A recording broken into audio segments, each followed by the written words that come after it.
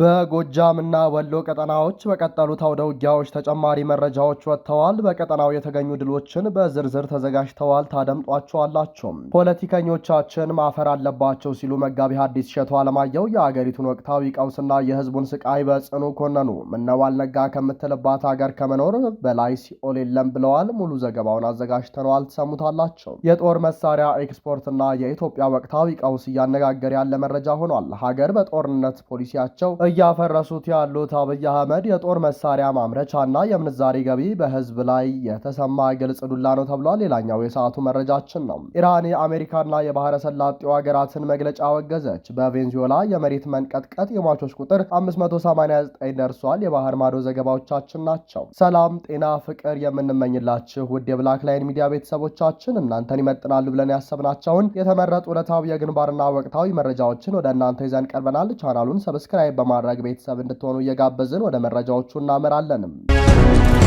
የጦር መሳሪያ ኤክስፖርትና የኢትዮጵያ ወቅታዊ ቀውስ እያነጋገረ ያለ መረጃ ሆኗል። ኢትዮጵያ የውስጥ ፍላጎቷን አሟልታ የጦር መሳሪያና ጥይት ምርቶችን ለጎረቤት ሀገራት መላክ መጀመሯን የመከላከያ ሚኒስቴር ይፋ ማድረጉን ተከትሎ በአገዛዙ ላይ የሚሰነዘረው የፖለቲካና የሞራል ወቀሳ በከፍተኛ ደረጃ አይሏል።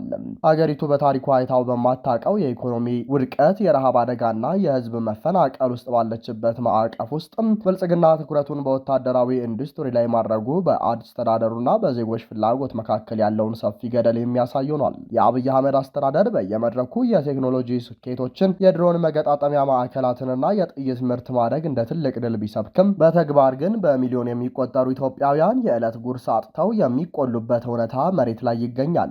በአማራ፣ በትግራይ፣ በአፋርና በኦሮሚያ ክልሎች በተከሰቱ ሰው ሰራሽና ተፈጥሯዊ አደጋዎች ምክንያትም በሚሊዮን የሚቆጠሩ ዜጎች የአስቸኳይ ጊዜ የምግብ እርዳታ ጠባቂ ሆነዋል።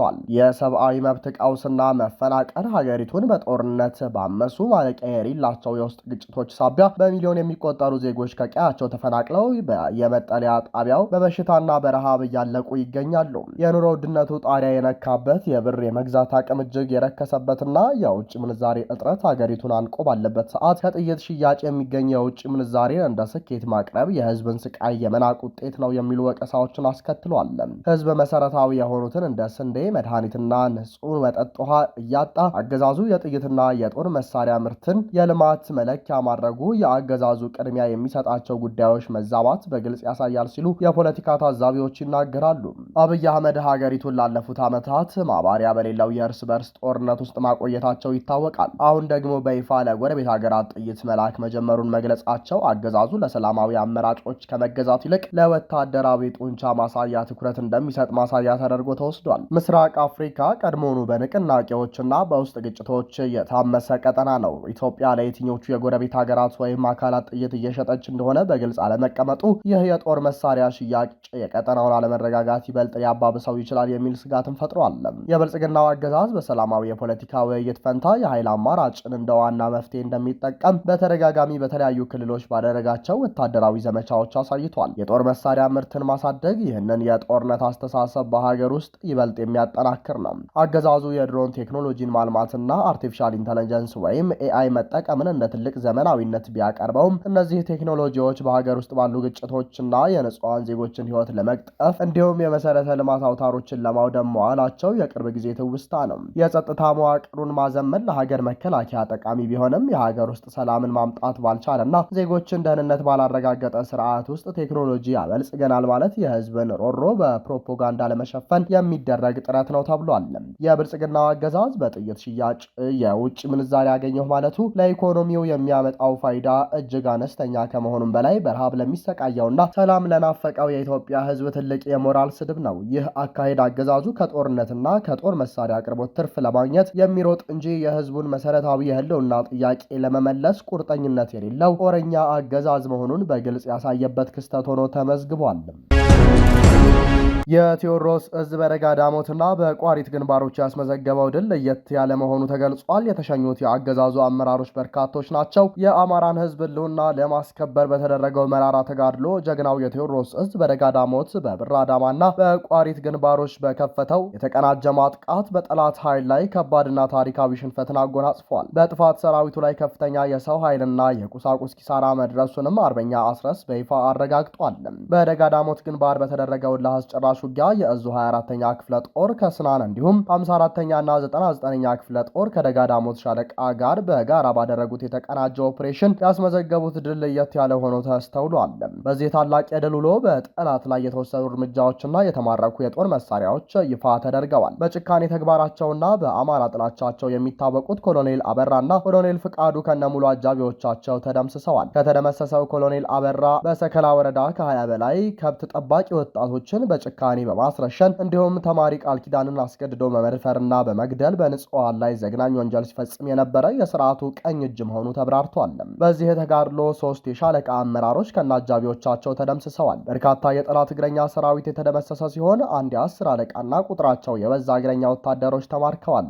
አንድ ባለ 82 ሚሜ ሞርተር ከነምድብተኞቹ የተማረከ ሲሆን 2 ዲሽቃ፣ 8 ብሬን መሳሪያዎች፣ 4 የስናይፐር መሳሪያዎች፣ ቁጥሩ በውል ያልታወቀ በርካታ የክላሽንኮቭ ጠመንጃዎችና ጥይቶች፣ 2 የስታር ሽጉጦች፣ የጦር ሜዳ መገናኛ ሬዲዮና ወታደራዊ መነጽር ወይም ባይኖኩለር በፋኖ እጅ የተያዙ ናቸው። በሌላ በኩል በብር አዳማ ግንባር የተሰለፉት የጀግናው እዝ 102ኛ ኮር 11ኛ ክፍለ ጦርና 33ኛ ክፍለ ጦር በጋራ በመሆን የጠላትን ጦር ከበባ ውስጥ በመክተትም ከፍተኛ መደናገጥ ፈጥረውበት መዋላቸው ሲገለጽ የድል ባለቤትነታቸውም ተረክበዋል። የእዙ ሰራዊት ባደረገው ብርቱ ተጋድሎ የጠላት ኃይል ስንቅና ትጥቁን ጠቅልሎ ወደ ቋሪት እንዲፈረጥጥ ተገዷል። የቴዎድሮስ እዝ የፈረጠጣውን ጠላት እግር በእግር በመከተል እስከ ቋሪት ድረስ በመዝለቅ ከተማዋን ሙሉ በሙሉ በቁጥጥሩ ስር መዋል ችሏል። ጦርነቱ ጠላትን እያስጨነቀና እያሳደደ ድንቅ ውሎውን አጠናቋል። በሌላኛው ግንባር መረጃችን የነጻነትና የፍትህ ትግሉን በደማቅ ድሎች እያጀበ የሚገኘው የፋኖ ኃይል በአማራ ህዝብ ላይ የተደቀነውን የህልውና አደጋ ለመቀልበስ በሚያደርገው ተጋድሎ ሌላ አዲስ ታሪክ ጽፏል። በምኒልክ እዝ 101ኛ ኮር ስር የሚገኘው 35ኛው የጊራና ባለሸርጡ ክፍለ ጦር አርበኞችም ለአገዛዙ የጦር ሰራዊት ከባድ እና ዳግም የማያንሰራራ ወታደራዊ ኪሳራ ያጎናጸፈ 3 ቀናትን የፈጀ መጠነ ሰፊ አውደ ውጊያ በታላቅ ድል አጠናቀዋል።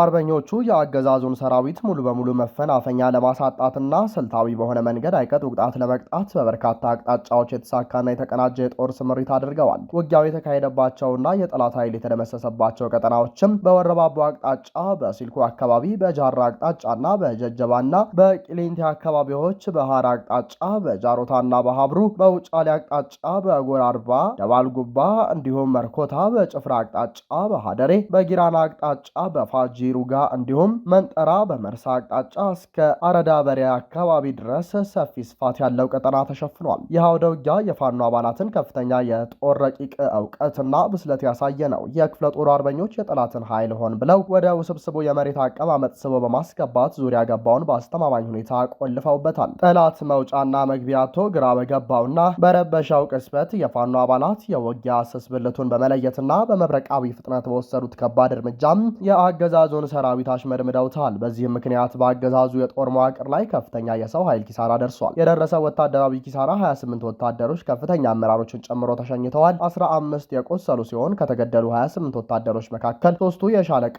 የክፍለ ጦር እንዲሁም መስመራዊ የውጊያ ስምሪት ሰጪ ከፍተኛ አመራሮች መሆናቸውን የአገዛዙ የእዝ ሰንሰለት ምን ያህል ክፉኛ እንደተመታ ማሳያ ነው። ይህ ለ3 ቀናት የተካሄደው ተከታታይ ውጊያ የ35ኛ ክፍለ ጦር አርበኞች ያላቸውን ዘመናዊ የጦር ታክቲክ በመጠቀም የተናበበ ፈጣን እንቅስቃሴና የጠላትን ደካማ ጎን የመበዝበዝ ብቃት በጉልህ ያስመሰከረ ሆኗል። የፋኖ ታጋዮች በታቀደለትና ስልታዊ በሆነ መንገድ ባካሄዱት በዚህ ኦፕሬሽን የህዝብን አለኝታ በተግባር ከማሳየታቸውም በላይ የአገዛዙን የጦር ትዕቢት አደብ አስገዝተዋል። ፖለቲከኞቻችን ማፈር አለባቸው ሲሉ መጋቢ ሐዲስ እሸቱ አለማየሁ የሀገሪቱን ወቅታዊ ቀውስና የህዝቡን ስቃይ በጽኑ ኮነኑ። ታዋቂው የሃይማኖት መምህር መጋቢ ሐዲስ እሸቱ አለማየሁ በኢትዮጵያ እየተባባሰ የመጣውን የዜጎች መፈናቀል፣ የኑሮ ውድነትና የጦርነት መስፋፋትን አስመልክቶ የፖለቲከኞችና በገዢው አካል ላይ ብርቱ ትችት ሰነዘሩ። መጋቢ ሐዲስ እሸቱ በአሁኑ ወቅት በሀገሪቱ የተለያዩ አካባቢዎች በተለይም በአርሲና በሌሎች ክልሎች እየደረሰ ያለውን የንጹሐን ሞትና መከራን በመጥቀስ መሪዎች ከህዝቡ ስቃይ ይልቅ በፖለቲካ ስልጣን ላይ ብቻ ማተኮራቸውን አውግዘዋል። ምነው ባልነጋ ከምትልበት ሀገር ከመኖር በላይ ሲኦል የለም ያሉት መጋቢ ሐዲስ እሸቱ በንግግራቸው የኢትዮጵያውያን ነባራዊ የኑሮ ስቃይና የጸጥታ እጦት በጥልቀት የገለጹ ሲሆን በተለይም የነገው ቀን ጭንቀትን ይዞባቸው የሚመጣ ምስኪን እናቶችን ስቃይ እንዲህ ሲሉ አጋልጠዋል።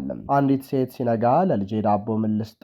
ምነው ባልነጋ ከምትልበት ሀገር ከመኖር በላይ ሲኦል የለም። እንዲህ አይነት ሀገር የሚመሩት ፖለቲከኞቻችንም ማፈር አለባቸው ብለዋል። ይህ ንግግራቸው በአሁኑ ወቅት በሚሊዮን የሚቆጠሩ ኢትዮጵያውያን እየገጠማቸው ያለውን የከፋ የኢኮኖሚ ቀውስ፣ የዋጋ ንረትና የዕለት ጉርስ የማጣት ዋስትና አልባነት ፍንትው አድርጎ የሚያሳይ መሆኑን ታዛቢዎች ገልጸዋል። ወቅታዊ መረጃዎች እንደሚያመለክቱት በአርሲ ዞንና በተለያዩ የኦሮሚያ ክልል ክፍሎችም እንዲሁም በአማራና በሌሎችም የሀገሪቱ አካባቢዎች የሚፈጸሙ የማንነት ተኮር ጥቃቶች፣ የሰላማዊ ዜጎች ግድያ፣ መፈናቀል በአስከፊ ሁኔታ ቀጥሏል። መጋቤ ሐዲስ እሸቱ እነዚህን ግፎች በመጥቀስ መንግስት የዜጎችን ሕይወትና ደህንነት የመጠበቅ ቀዳሚ ኃላፊነቱን መወጣት ባለመቻሉ ንጹሐን ያለ ከልካይ እየሞቱና እየተሰደዱ መሆናቸውን በቁጭት ገልጸዋል። የአብይ አህመድ አስተዳደር የሀገሪቱን ህልውናና ሰላም ለማስከበር ያለው አቅምና ፍላጎት ጥያቄ ውስጥ እንዲገባ ማድረጉን በርካታ የፖለቲካ ተንታኞችና የሰብአዊ መብት ተሟጋቾች በተደጋጋሚ የሚገልጹት ሐቅ ሆኗል። የጦርነት መስፋፋትና የአገዛዙ የህልውና ቀውስ ከቅርብ ዓመታት ወዲህ በኢትዮጵያ የተቀሰቀሱት ግጭቶች ከአንዱ ክልል ወደ ሌላው እየተሸጋገሩ ሀገራዊ መዋቅሩን እያዳከሙት ይገኛሉ። በተለይም በአማራ ክልል የቀጠለው የፋኖና የአገዛዙ ጦር ውጊያ በሰራዊት ስም የሚገቡ ወጣቶችን ህይወት እየቀጠፈ ቀጥሏል። በኦሮሚያ ክልል የሚታየው ሌላኛው የአገዛዙ ጭፍጨፋና የኦነግ ሸኔ የንጹሐን እገታ፣ በተለያዩ አካባቢዎች የሚስተዋሉ የሰላማዊ ዜጎች ግድያ፣ ዝርፊያና እገታና የህግ የበላይነት መጥፋት ሀገሪቱን ወደ ቁልቁለት እየገፋት ይገኛል። የአብይ አህመድ አገዛዝ ሀገሪቱን ወደ ማረጋጋት ሳይሆን ወደ ባሰ ምስቅልቅል እየመራት መሆኑን ማሳያ ተደርገው ይወሰዳሉ። አገዛዙ ለችግሮች ዘላቂ የፖለቲካ መፍትሄ ከመፈለግ ይልቅ ወታደራዊ አማራጮችን ብቻ መከተሉ የጦርነቱን አድማስ እንዳሰፋውና የዜጎችን መከራ እንዳባባሰው ይነገራል። የመጋቤ ሐዲስ እሸቱ አለማየሁ ጠንከር ያሉ ትችቶች የሃይማኖት አባቶችንና ታዋቂ ግለሰቦች ከግል ጥቅምና ፍርሃት ወጥተው የህዝባቸውን እንባና ስቃይ ማስተጋባት እንዳለባቸው ማሳያ ነው ተብሏል። የዜጎች የዕለት ተዕለት ህይወት በጦርነት በረሃብና በስደት እየፈረሰ ባለበት በአሁኑ ወቅት የፖለቲካ መሪዎች የህዝቡን ስቃይ በቁም ነገር ተመልክተው መሰረታዊ ለውጥ ካላመጡ የሀገሪቱ መጻኢ ዕድል ይበልጥ አሳሳቢ እንደሚሆን የብዙዎች ስጋት ነው። ኢራን የአሜሪካና የባህረ ሰላጤው ሀገራትን መግለጫ አወገዘች። በቬንዙዌላ የመሬት መንቀጥቀጥ የሟቾች ቁጥር 589 ደረሰ። ኢራን የባህረ ሰላጤው ትብብር ምክር ቤት ጂሲሲ አባል ሀገራትና አሜሪካ በጋራ ያወጡትን መግለጫ ጣልቃ ገብነት ኃላፊነት የጎደለውና ጠብጫሪ ስትል በጽኑ አውግዛለች።